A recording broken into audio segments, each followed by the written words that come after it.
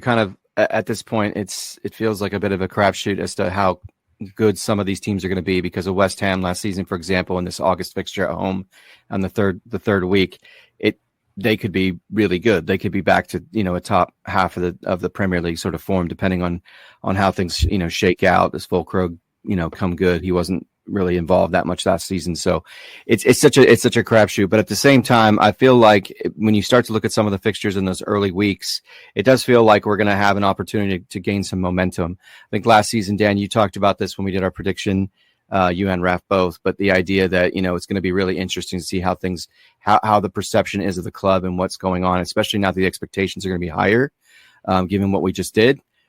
So I'm cautiously optimistic that we could have a good start to the season based off of some of the teams we're playing. Brentford is an example.